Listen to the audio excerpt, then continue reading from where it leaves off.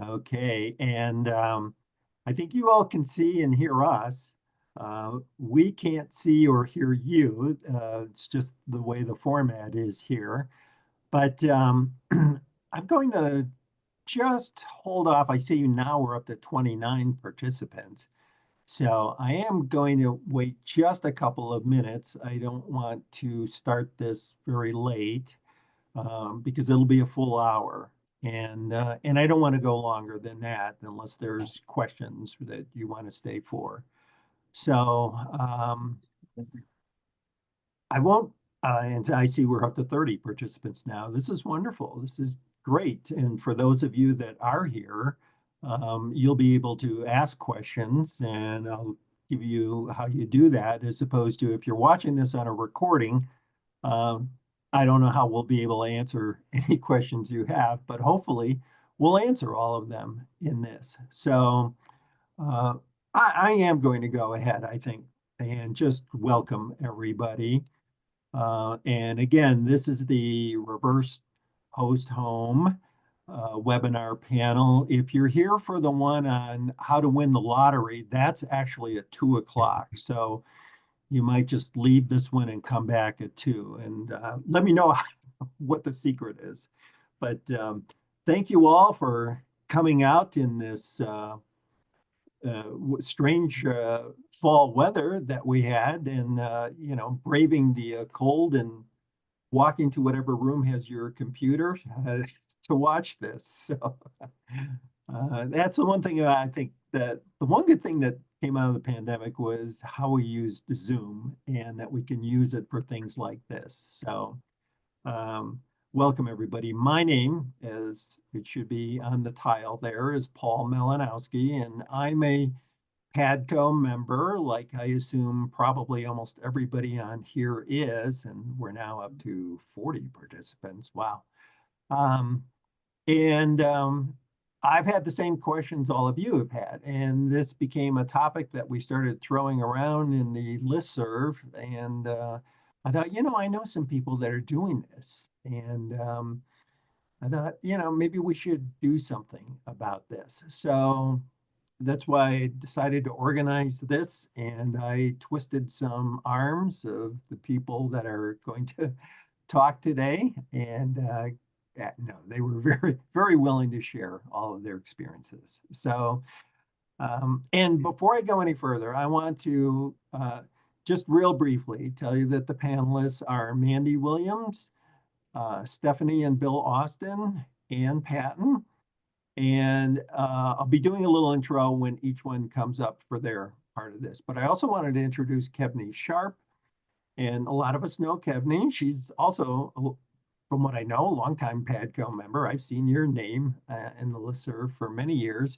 And we owe Kevney big thanks for using her company's platform for this. Their Zoom professional, I just have a little personal account that wouldn't work as well on this. So a big thank you to Kevney. And Kevney, feel free to do a 30-second commercial about the service you provide, because you have, I know, been a really good resource for a lot of us in PADCO. So please go ahead. Well, thank you so much. And indeed, thank you, Paul, for organizing this. I am a PADCO member. I have an adult daughter with IDD. And like so many of us, it's what's going to happen, especially around housing in her future. But I appreciate being able to have the technology to provide the platform for this conversation. I know I'm going to learn a ton. For those of you that I don't know, which I'm sure is many, I am a certified financial planner, more relevant to this conversation. I am also one of the few chartered special needs consultants here in Colorado. So I help families to the best that I can navigate the complexities around integrating public benefits into the family's holistic financial plan, and doing my best to help us all address that question. Is our child set up for success, at least from a financial perspective, not only when we're around, but even long after we're gone? So if anybody needs any resource to answer questions for you about trusts and able accounts, etc. I'm happy to act as that resource.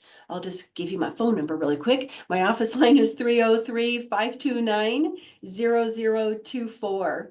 But with that, that's all I'll say about myself, because I am here to learn from this wonderful, experienced panel. And I will just turn it back over to you, Paul. Thank you.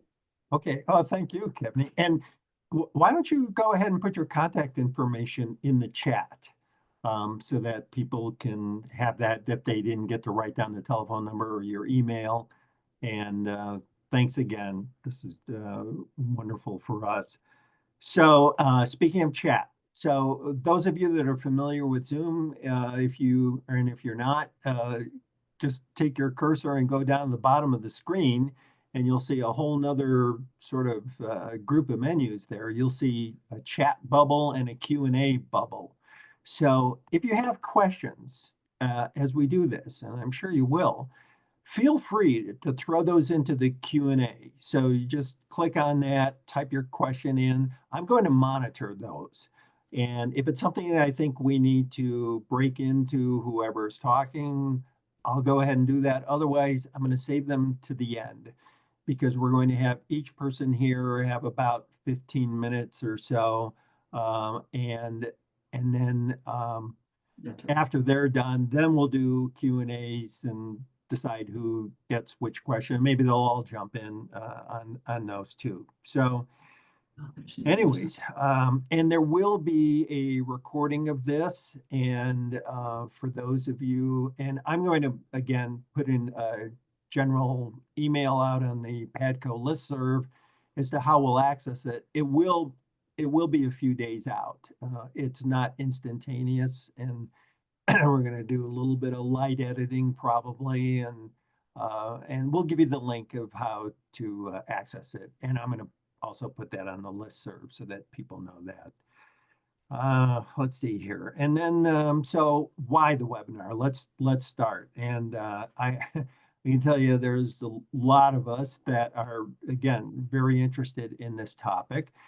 And I remember almost 20 years ago, I think, Bill Austin and I were at a developmental pathways meeting about housing options. And at the time, we were young, our kids were young, and guess what? Our kids aren't as young anymore, and we aren't young. But I remember reading about host homes, or being, there was a presentation, I think, and I thought, well, it's kind of interesting, but gosh, I'm uprooting my loved one physically, and then she has to learn how to live with a whole new family. And I thought, well, what if she only had to do one of those? And indeed, we learned about what's called reverse host homes, where people stay in their home. And so it's always intrigued me, and we'll talk about that as we go along. I mean, that's the purpose of the whole webinar here. So I'm going to start with introducing Mandy Williams. And Mandy is the CEO, is that right? Yes. Wow, boy, you have, and president? Are Yeah. you also? Wow, CEO and president of a PASA, program approved service agency called Spectrum, and Spectrum of Colorado, I think. Not to be confused with the cable provider that you often are, I think. And full disclosure here, we have, our family has been with Spectrum for many years, since we got a waiver slot of the DD waiver, and decided to do family caregiver. And so we've done it through Spectrum. So that's why I personally know Mandy, and I personally leaned on her to share with us some experiences that they've had. So Mandy, let's start with, did I get it right? Did I explain what a reverse host home is? Sure. Yeah. Thank you for having me join today. I'm very excited. Just so everybody that's viewing knows a little bit of my background, I actually also have two family members, both with disabilities. One I'm successor guardian for. So this topic is also very near and dear to my heart, as my aunt and uncle continue to age out as well.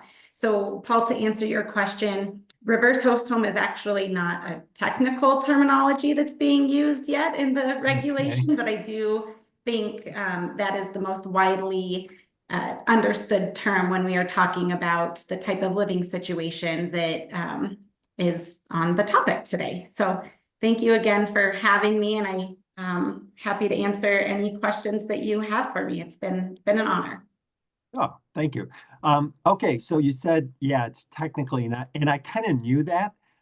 Is there a technical term, or does it just fall under one of the other technical terms? And then if it does, can you explain what that is? Sure. Great question. So yes, it falls under the personal care alternative or PCA model. That's due to the individual being able to stay and remain in their own home. So from a billing perspective and a service perspective, that's the category it falls under, which is the same category that a family caregiver is under, which is different than the host home category for really billing and service purposes.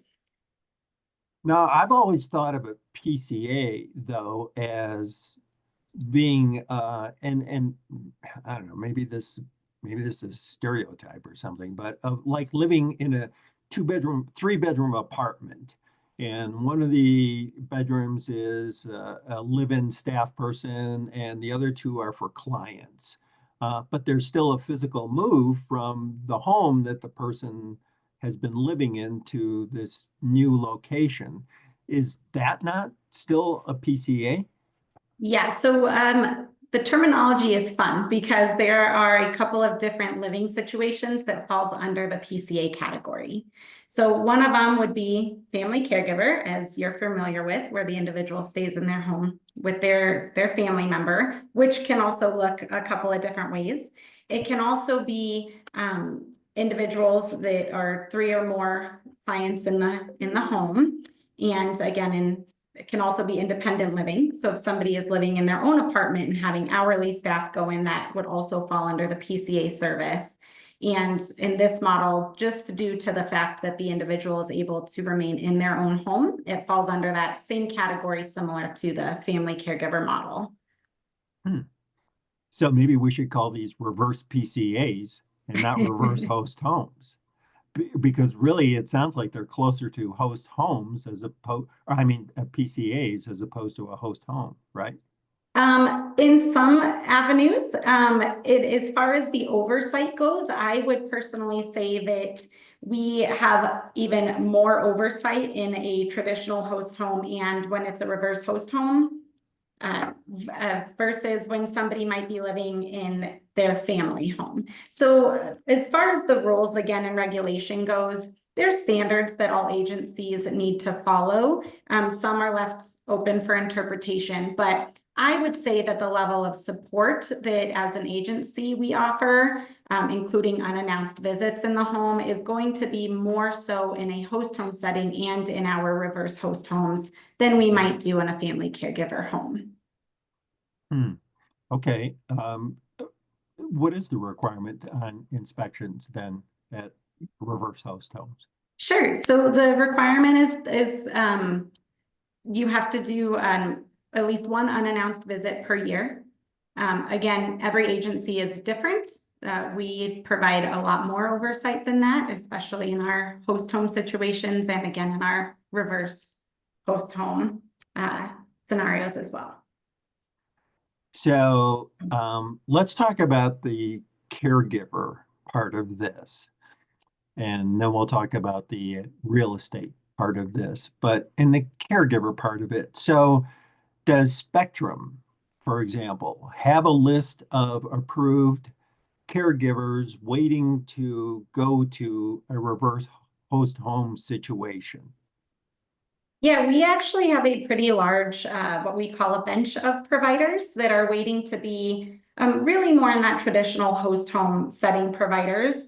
That said, as an agency, because we have such a large bench of providers, that's how we, one avenue that we've been able to find caregivers to be a live-in aid. So we are able to call upon them and see if this, if there's a unique situation that might fit well with what they're looking for, we are able to utilize them, especially if a family member might not have a natural support or somebody else in mind that they'd like to use, which is, again, of course, always another option, an avenue that we can take. So does the live-in caregiver, would that, in a reverse host home situation, it almost seems that, have we ruled out current homeowners as potential live-in caregivers because they'd have to sell their house when they or rent it or something because they're physically moving into the home that we own? Yeah, that's a great question. And I'm not sure if you were going to ask this a little later, but I would say one of the challenges that you might come across is really looking at the quality of provider that you might get in this particular setting, right? One of the main differences when we're looking at a traditional host home, for example, is all the providers that might be applying to be a host home provider, they already have requirements that they have to meet. They have to have a home, they have to have, certain stability, certain accommodations that they're able to provide. Whereas, excuse me, I'm so sorry. Whereas in a reverse host home, you're absolutely right. It could mean that somebody who owns their own home, they might have to be creative with renting it, passing that along to a family member. You also could run into where I would say the challenges sometimes that you have to be very mindful of is making sure that you're finding the caregiver that is in this for the right reason, right? Are we really finding providers and caregivers that want to take care of somebody for the right reasons and not just looking for a house, maybe for cheaper or free rent? So again, depending on the situation of the individual and the needs of that particular home. So how did you recruit this pretty, substantial bench that you have? Yeah, Recruit and vet, let's say. sure. Yeah, I would say for our organization, we've just been around for so long. A lot of the times it's word of mouth. Many of our providers are referrals from other providers, things like that. That's probably the biggest route to take. Again, you can always do traditional modes of finding caregivers as well. There's all sorts, care.com, Indeed, things like that. But most of the time, the individuals that we're finding to be caregivers are by word of mouth. And then we have quite a few individuals, I'll just be very honest, that we have people that apply and they may check all the boxes on paper. If we don't have a great feeling about that person, all of our staff, I tell everybody, go with your intuition, right? It's okay as an organization to say that we are not going to use a provider if we don't feel that they can meet the needs of what we're looking for. Okay. Yeah, interesting. Any idea what percentage you reject based on intuition? Intuition? I would probably say 70-30%. Yeah, Wow, it's that many? actually, Okay. it's quite large. We have, unfortunately, the standards of what type of experience a caregiver needs is not very high, again, in my opinion. Yeah. We tried to elevate that on our end and raise the bar a little bit more to really make sure that the class of providers we're receiving meet what we're really looking for. So I know Petco members are mainly in the Front Range, but throughout the state and probably mainly in the Denver metro area. But your agency also works on the Front Range, right? You're not just in the Denver metro area, correct? Correct. Would you say there are other areas of the state where it's easier to recruit and find live-in caregivers than the other, or is it pretty much the same all over? From our experience, I would say it's pretty typical all over. That said, in more rural areas, you just have a lack of overall services compared to the Denver metro area that we've experienced, but that's not unique to the reverse host home. That's many services would fall under that category. So, and I'll probably wind up talking to Bill and Stephanie about this, but you mentioned that that we can actually recruit like through care.com. And then what do? We tell these people that they're going to be live-in caregivers. If they express an interest, do we immediately say, well, interview with our agency, and here's their contact information? Is that how that works when we find the person? Yes. So again, if you have somebody, whether you've recruited them on your own or it's somebody that you know, we as an agency are still responsible to vet them, make sure all their training is up to date, all of their background checks are up to date. For us, again, every situation is different and unique. So we really try to tailor it to meet the family's needs.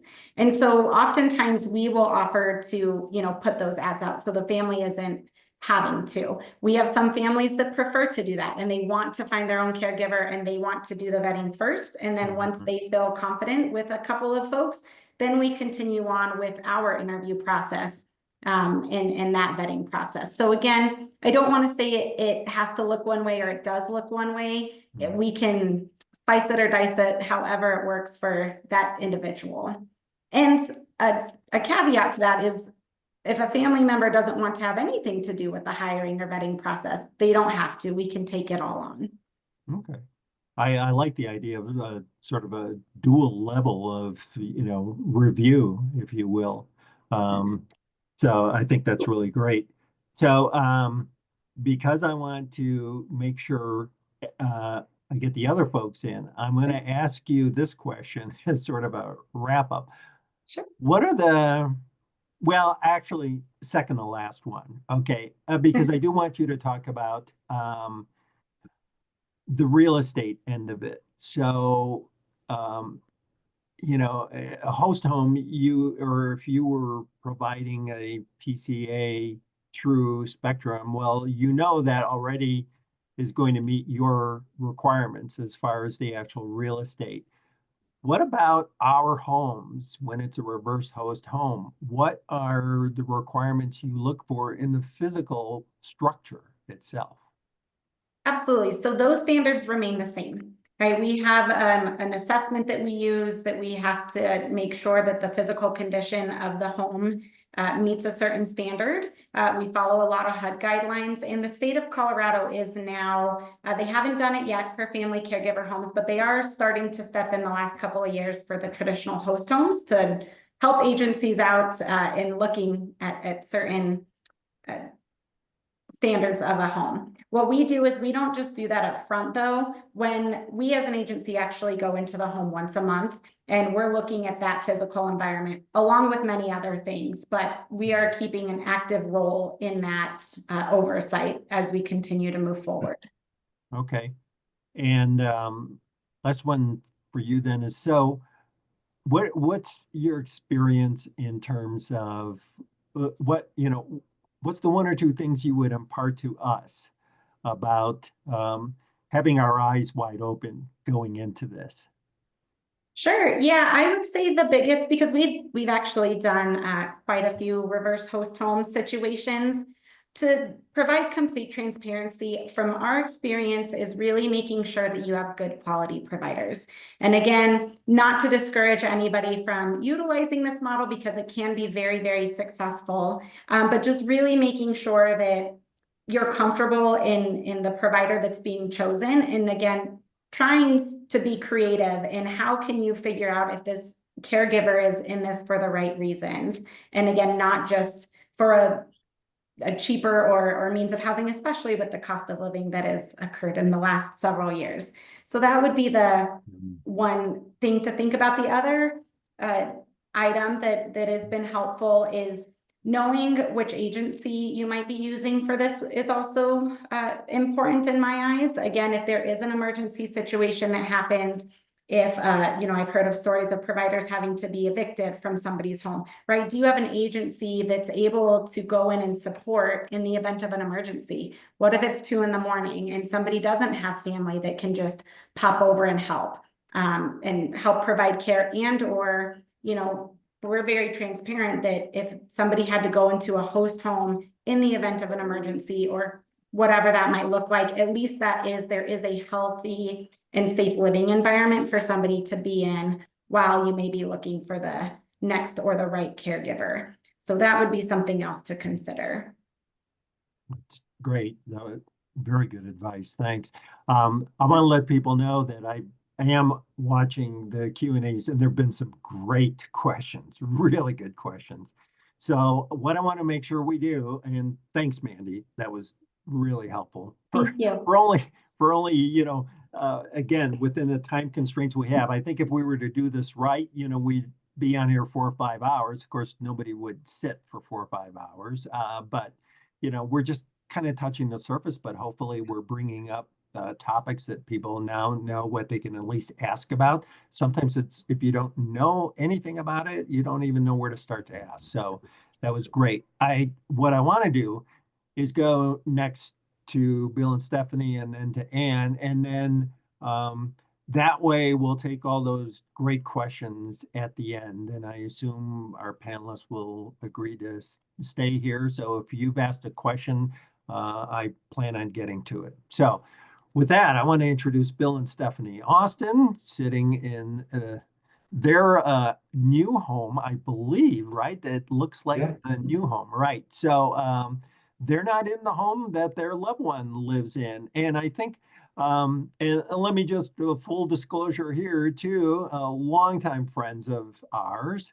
I met Bill, I think in like 1990, 89, something like that. We had just moved back to Colorado, and I joined the Arc of Arapahoe at the time, Arapahoe Douglas now, and they had just started a dad's group for fathers of, at that time, children with developmental disabilities, and Bill and I met each other through that, and we've done every milestone along the way. I remember when our children turned 18, going through the guardianship process, educating each other how to do that. We did it within weeks of each other, I think.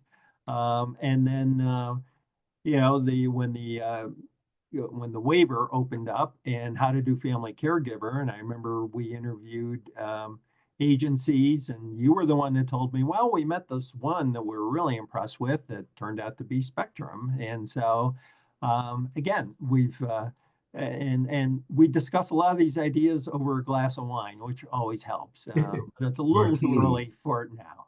What? Or a martini. Yeah. So anyways, this is Bill and Stephanie Austin. And so first of all, just take a, you know, real quick minute here and tell us about Blake. I know Blake, but let's let the audience know who he is. How old is he? What's how would you describe his personality, especially in terms of having to live with someone totally new that was not in his life until very recently? And so start with that.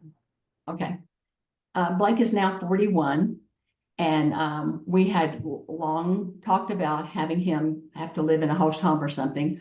Bill and Paul started talking about the reverse host home. It didn't matter what it was. I was not ready to move away from Blake or have Blake move away from me. As we got older, we decided we needed to do that.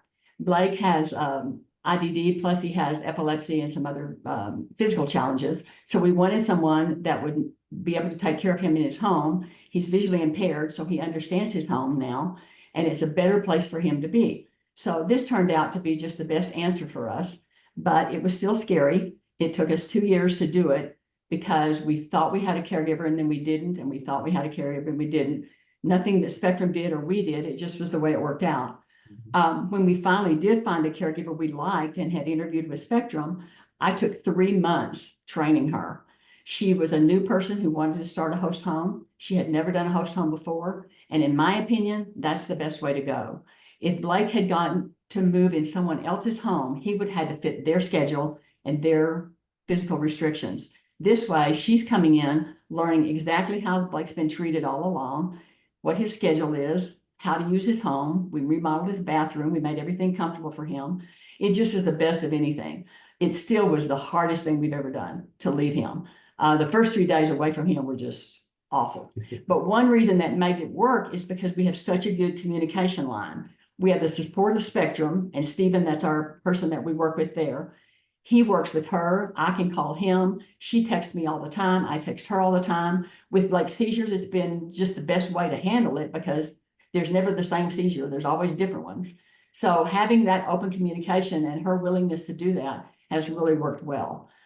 It's only 6 miles away, so it's very easy for us to go see him and check in on him. So it's been great. Thanks, Mandy. Yeah, it's interesting. We always think of we want to do this for when we're gone, but it's also like, especially in your case, you're not physically gone. You both look like you're plenty alive here. But this is maybe good preparation for that eventual date. And it probably, again, a good thing, I think, for people to start thinking about before they're gone. And okay, how did you find the caregiver that you eventually settled on and trained? We just told Mandy what we wanted. We had some others that we had found ourselves that changed their minds, that decided it was too much of a commitment. But then once Mandy gave us several names, again, that intuition we were talking about a while ago, we met some nice people, but they just weren't right for Blake. We've always raised him so that he's happy to see us and come home. He's happy to go to school or go out with his caretaker that he goes out in the community with. He likes to go in the car. He's happy to come home to his home, and he's happy to come over here where we are now. And it just was really, really easy. And knowing that Mandy had already checked all the background of these caretakers, it made it so easy for us to just go by what was best for Blake and who fit in with him. And he let us know immediately he liked this young lady. He really got along with her. He's about 4 inches tall, or probably 10 inches taller than she is, but they just fit really well, the personality. And this caregiver had not worked with people with developmental delays before. She had worked with older people in assisted living. Some of the medical parts is the same, but she had to learn a whole new personality and how to work with people like Blake. So Spectrum was really a big resource for us. So I'm going to ask you a question that actually did pop up in the questions. I know the answer, but I want to ask this because I think this is something a lot of people think about. And I also know the answer is very complex and you don't have to get into detail. But the question was, is your caregiver an individual, or does she have a good sized family that she brought along with her? And again, so that people understand, to your house, it's the house that you moved out of. Right. Okay. When she first moved in, it was her and her partner. So her and her boyfriend. And that lasted for about 5 months. And his theory was he wanted to help her establish a host home. And that's what he did. And he was very good with Blake. He decided that he wanted to work outside of the home and have another job and not be so tied down. So her brother and sister-in-law and their little girl moved into our basement. That was fine because they were both also working in assisted living. They were both RNs. They could help take care of Blake. That lasted until just now. And now they've left, and her mother has moved in from Washington, and she is now being trained by Spectrum, and she will take over as the other caretaker in the home. They're all Indonesian. Their philosophy is love of family, their family, and they have really accepted Blake and take a lot of care of him, and I think they love him. And he's just very happy there. But and now we've signed a contract. We're on for another year or two. So it's always going to be kind of scary, but it could have been the same way if he'd been in another home. He might have had to move out of some other host home too. This way, he's still there, and different people have moved in to work with him. So we're totally happy. Yeah, that's the one constant, I think, of the reverse host home is he stays. We may get caregivers that come and go, but he physically stays in that location. So you mentioned contract. Yeah. Is that about your real estate? Like, yeah, how do you handle the real estate? Do you do a written agreement with these people? How long is that for? And what happens if they leave Spectrum? Okay. And again, I may know the answer to that one. Yeah, right. And you wrote the lease too, by the way. What I would say is you have to be prepared if you're going to maintain two residences, which is what this is really about. The one where Blake lives, the one where we live now, and be financially and emotionally ready to do that because it is extra work. As far as the lease goes, we just use the standard Colorado lease, and we have her sign on with no rent. We decided would offer it rent free in order to attract a better level of caregiver, something that nobody else would give, and you add that to the waiver money that they make, and it's a really good living. In addition to the fact that they really like each other. So as far as the lease goes, it's a 1-year lease, and we renew it annually. We're doing it right now to remove the people that were just there. The occupants have vacated, and now we have a new occupant. So we have an addendum to the old lease to take care of that. And Paul's made it real simple. He's a professional. And he's guided us through that part of it. So it's well done. Well, I'm lucky that was my day job for 50 years. Paul, do you and- mind if I clarify? I just wanted to also chime in that in addition to the lease that Bill and Stephanie are doing with the caregivers, Spectrum as an agency has a contract for the caregivers as well. So again, Okay. Fulfilling our expectations and the expectations through the caregiver side of things, and making sure that that stays up to date also. So that part is for the oversight on the care. Right. Good, And good we also, point. even though we don't charge rent, we do charge, she does repay us for the HOA fees and for other extra fees that go on. So, Utilities. and she pays her own utilities, and that's her problem too.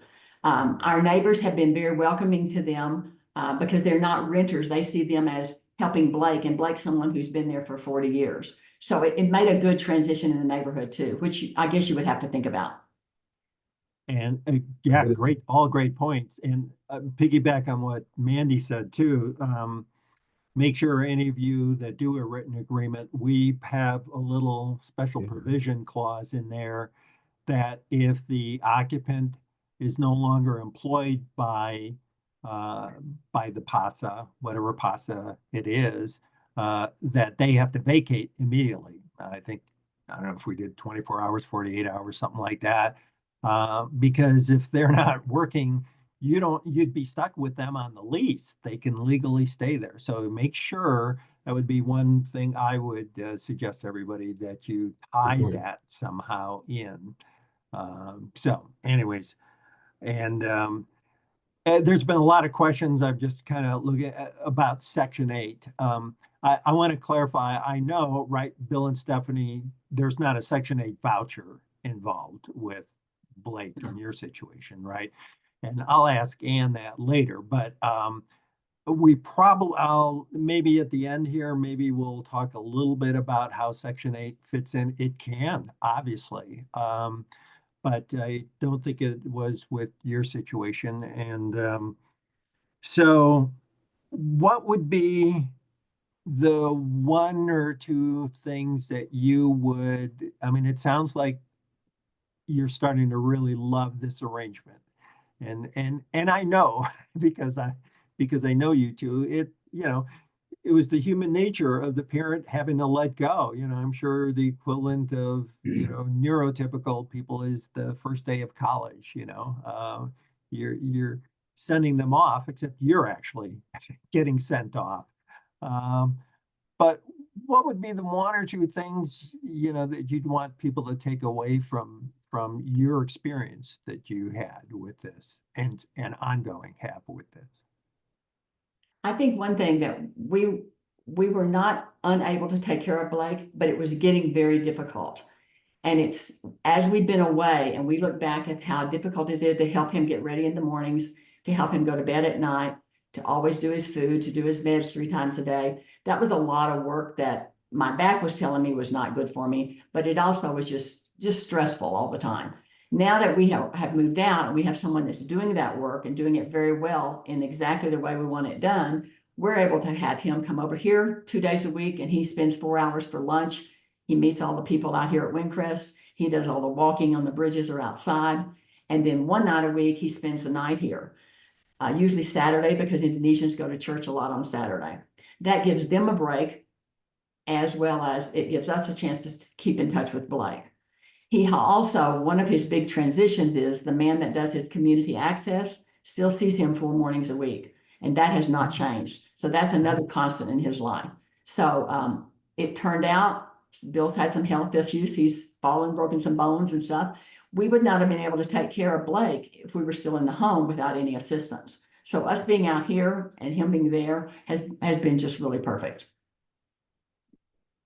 And ditto. Yeah, okay. And so you would do it again if you had to. Yeah. Absolutely. Okay. I don't know if I could live through it emotionally. Yeah, I know. I know. Okay, good. And there are some questions that we're going to come back to you for that too. So I'm just kind of holding them here. So our last panelist is Ann Patton. And Ann, I know I've met you at the old Perkins lunches that we used to have, and I miss those. Me too.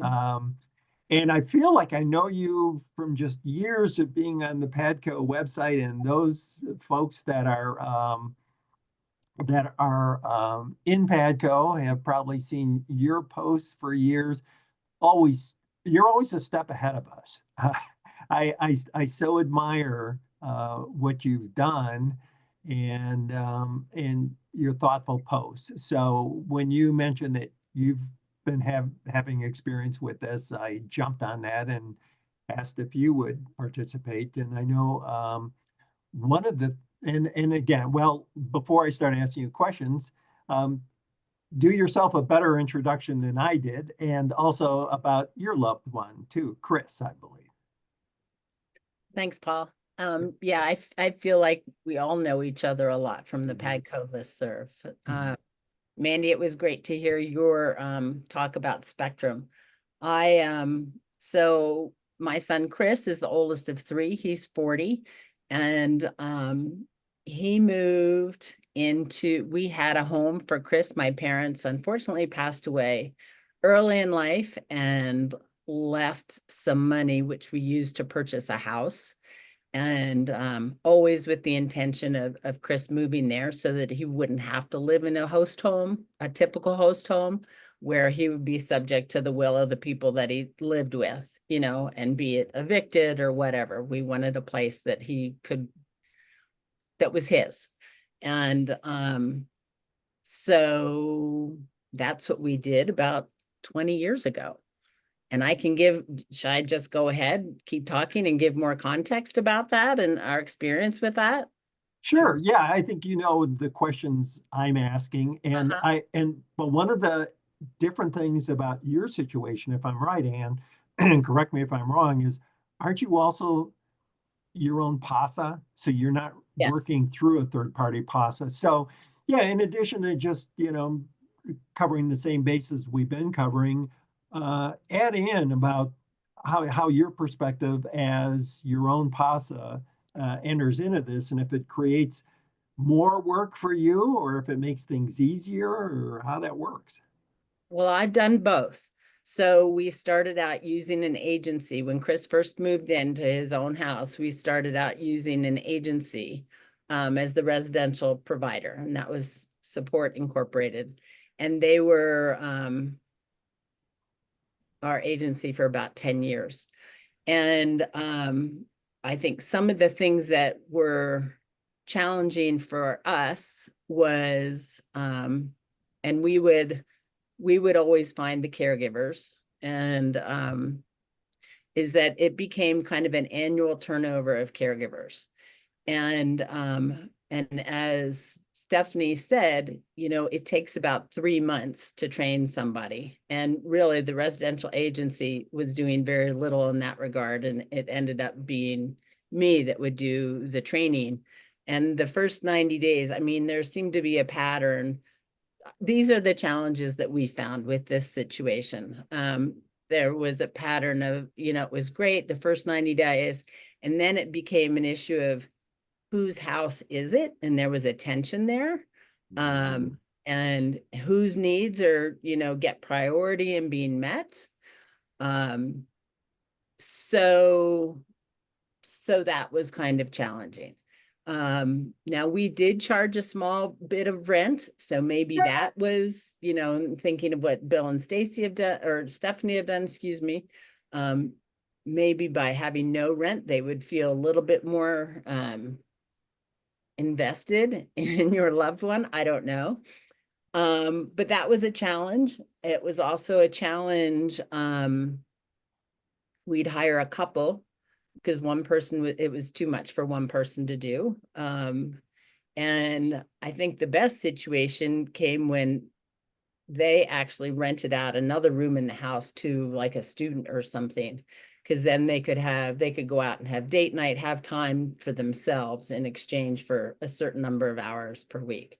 But again, it was pretty much an annual turnover, and it ended up being that there was that turnover. We'd spend more time training and educating the people than anything else, than really Chris getting in, being able to be in a stable situation where he was doing routine things and all of that. So after continually having to be in this situation, that's what made me, after 10 years, decide to form my own agency and look at different ways that Chris's needs could better be met. And so I quit my job at Family Voices to do that. And it took about 6 months to go through that process and put together all the policies and procedures and get vetted. We started out with a team of 3 people that would each work 2.5 days in a row and get paid for 40 hours to do that. We've moved to shifts now. And so we have people working like a 24-hour shift with him. Again, we always found it better finding our own people and then having them come to the house and meet Chris and seeing the whole situation, because it is, as you all know, it's an intimate situation living with somebody. And the relationship for those people is so important, as Mandy said, and Bill and Stephanie said. And so that works quite well. We haven't overlapped in our shifts, so there's communication that goes back and forth. We have planning meetings, team meetings once a month. We had one this morning. So everybody knows one another and they're there to support one another. They each provide residential supported community connections, supported employments, depending on what the need is on any particular day. And it's, Chris looks forward to having different people come, and each different person brings their own personality, different skills, things they like to do together. So it's worked pretty well. I have a team manager who pretty much manages the schedule, but we're all very connected. Chris is like 10 blocks from my house. I can walk there in 10 to 15 minutes. And he comes and spends time with us. And but so I'm very involved. I don't know. I'll stop there. You can ask. No, that's great. Why do you think there's less turnover now that you've gone to your own PASA, as opposed to, you said you had annual turnover in the old days? Is there Right. something about the way you recruit versus the way that PASA recruited, or why is it? Well, we would usually do the recruiting, and once we found people that we thought were a good fit and that Chris thought was a good fit for him, we would forward them to the agency, and then they would do all the background checks and the vetting and that kind of thing. and oversee, compliance and monitoring and log notes and all of that. But I think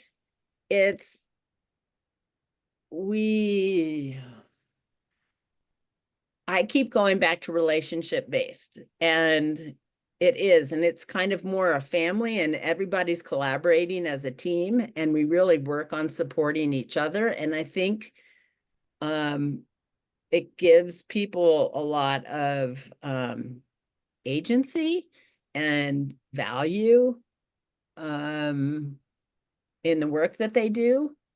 I don't know. I work hard to make sure their needs are met. We provide a lot of flexibility in their work hours. If they need to trade a shift, they can trade shifts amongst each other.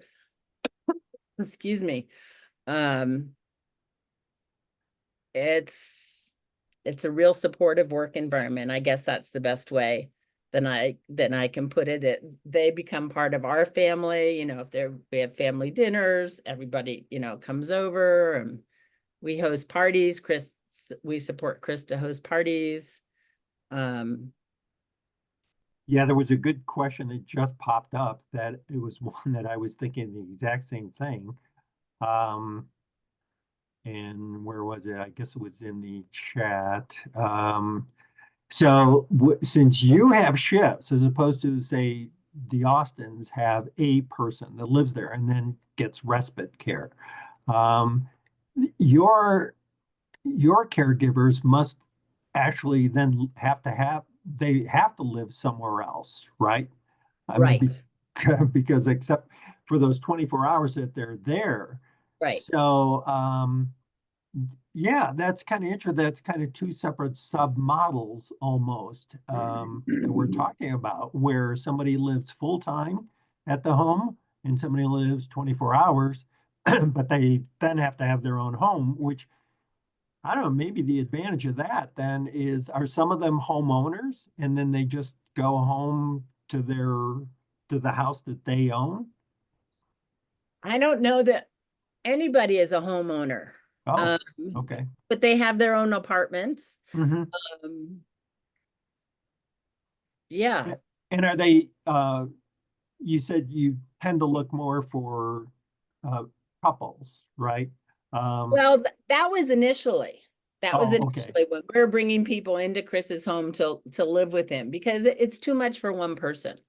Yeah. And Oh, okay. Chris at a level 6 and 7, it's too much. And so when he's out and about in the community, he needs, for the most part, a lot of times 2 people to support him.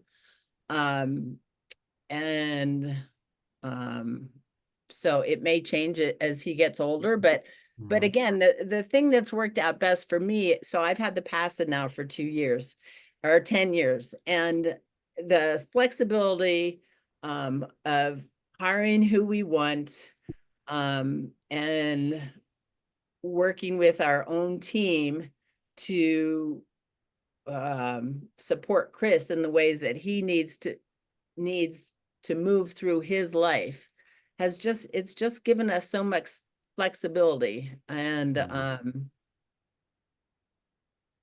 so that's been the good part about the PASA. But you asked before, is it a lot of work? It's a ton of work, and it's gotten harder and harder.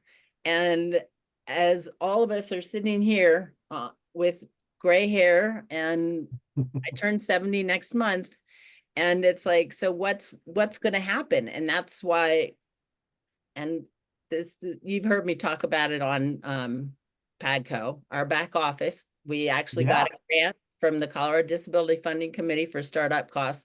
So we're in that phase, and we're going to do some outreach webinars starting in January, and talk about it and see what people's level of interest is, and see if it's something that we can determine as a revenue positive business model to scale up with. So, so that not only can we offload some of these administrative and financial burdens that we all have, through payroll, billing, HR, all of that, there's somebody there. If I fall out, Bob Lawhead, I'm taking your line. When I fall off my perch, there's somebody there that's the payroll's still gonna be paid, the billing's still Mm. gonna be done, all of that. So my other kids don't have to worry about, how do I learn this Medicaid system? What do I Yeah. do here? Right. Yeah. Um, And so there was a question that I thought of and somebody else just asked. Do you have different bedrooms for the caregivers to have their own space for those 24 hours? Or that they all share the same? it's one bedroom, and when they're there, that's theirs. They change, they have their own linens, they change that when they're there. Oh, okay. Yeah, it's their own space, their own towels, but So this could be done, and the reason I ask that is this can be done with a 2-bedroom apartment. Uh, it doesn't have to be a 5-bedroom home. I don't want people no, to think this is only for people who have large homes. Yeah. no, he has a Okay. 2-bedroom bungalow. There's a downstairs that has another bathroom and laundry, and that's Chris likes his cave downstairs. Uh-huh. There's one bedroom upstairs that's caregiver bedroom, and the other bedroom that's like a yoga room or office. So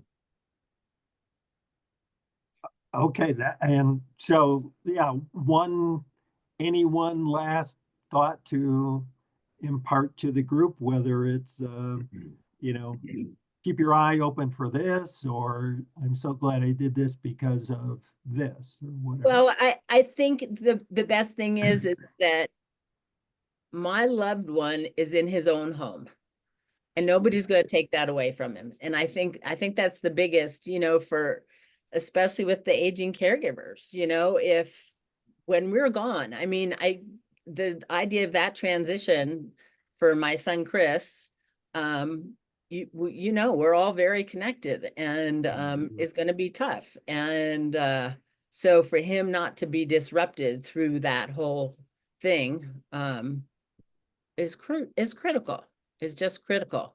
He just adopted a cat. And I mean, to me, and the caregivers actually facilitated that. Oh, Because wow. they knew he liked it, and he had to sell us and a couple of the team members that weren't cat heavy, but it's the best. And it's kind of like, well, here, hopefully the Hallie will ease him through that transition, another stable thing. So yeah, that and the respite, how you get your caregivers, if you have a living caregiver, how do you manage to get them so that they have enough self-time in that situation? I think that's the other big thing for consideration. Right, exactly. So that was really great. Thanks, Ann. Really Sure. appreciate that. And we're coming up to about 2 o'clock, but I do want to just, I'm scrolling through some of these, which are really great questions. There's been a lot about Section 8 vouchers dovetailing into this, and a couple of the folks said, yeah, they've done that. I will caution, and I think I even said, yeah, I know it can be done. But I will caution, as one of the PATCO members knows, I don't know if she's on this or not. Depends upon sometimes how the housing authority interprets your loved one living at a property that is owned by a family member. Um, just know that you may have to fight for that. We did. Fortunately, that was, again, part of my day job for many years. And so I was able to show how that's a reasonable accommodation. But just be aware of that. I want to look here.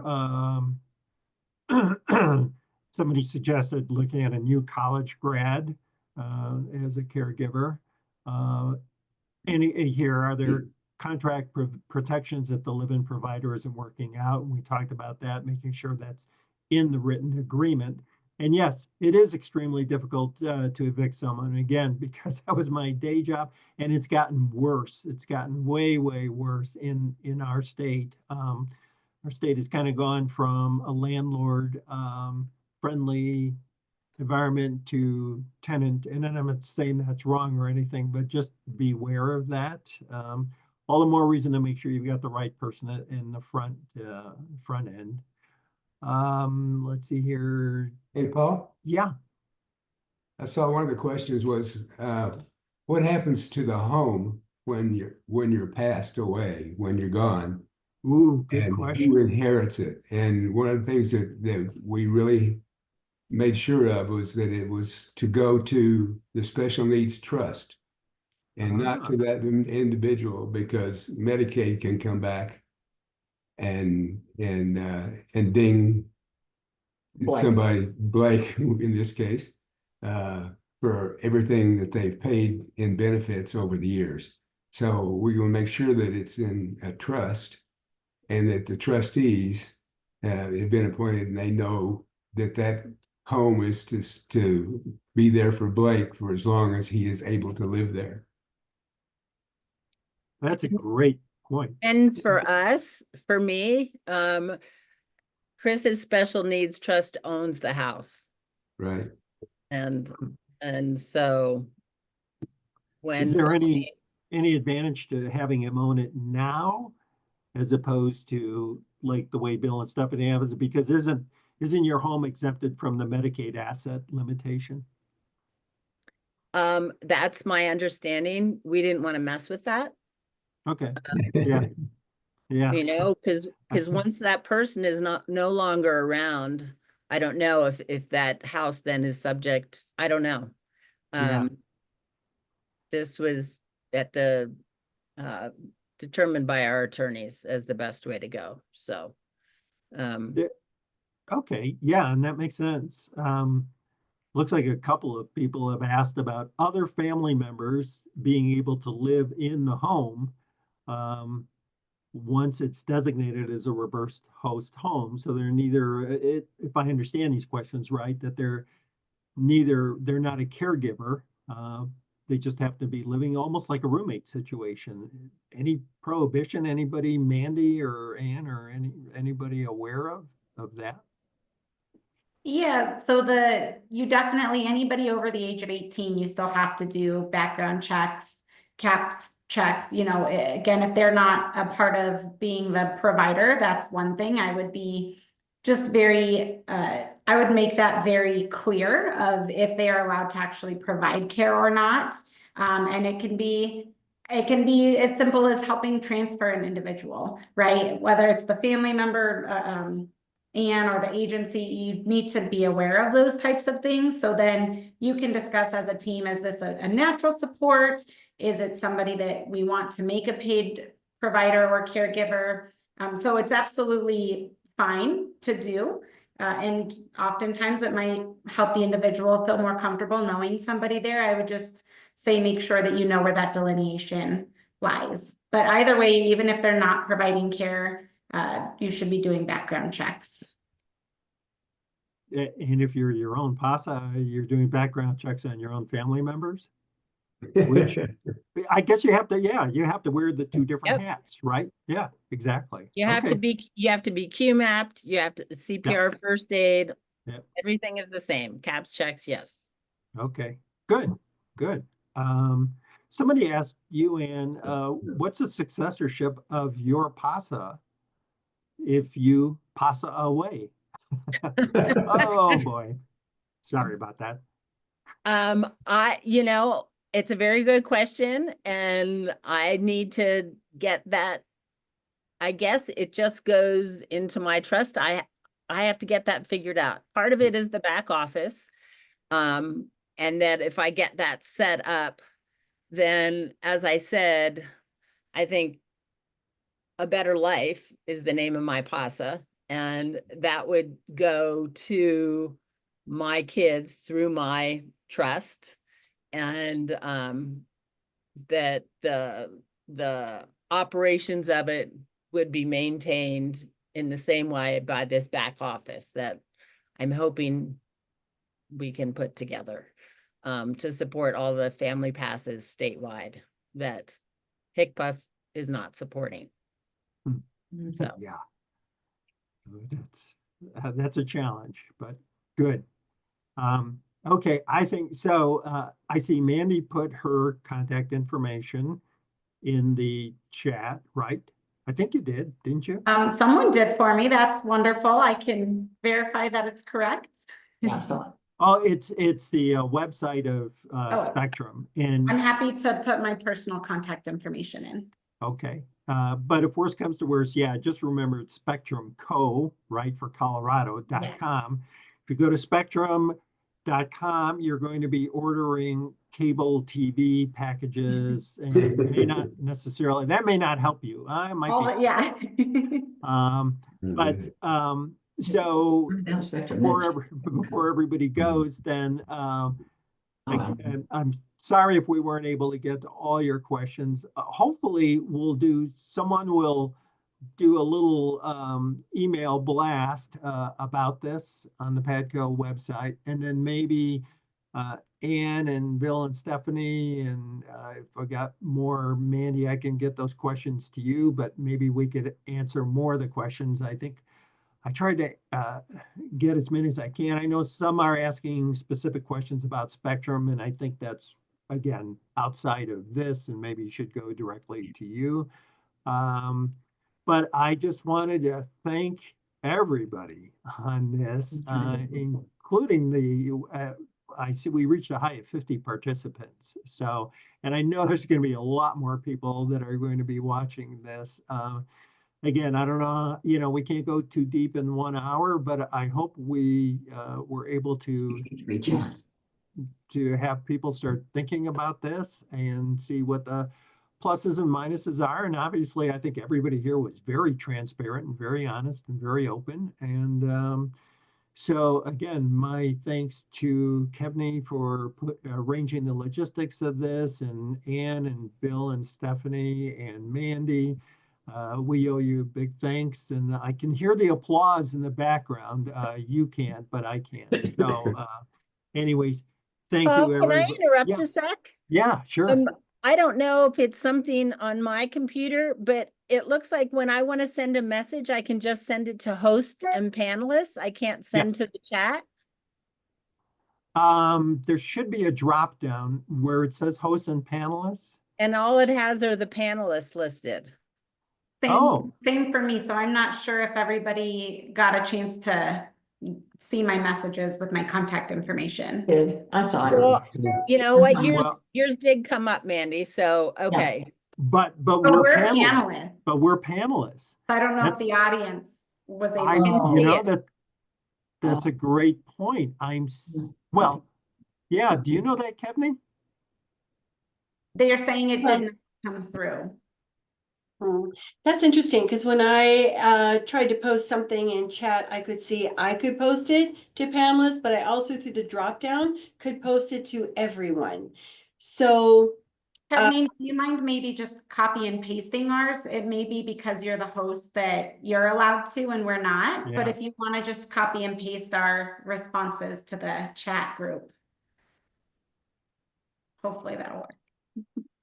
Yeah, go. I'm glad you found that. I didn't realize that. I see the drop down, and I'm used to sending like personal messages to just one person in the audience. Like, isn't this incredibly boring? And yeah, I couldn't even do that. Yeah, not I that noticed some people had said some things to me and I couldn't respond to them, so. Okay. Had to. Okay. Very good. Well, yeah, and So, maybe, you guys, thank you.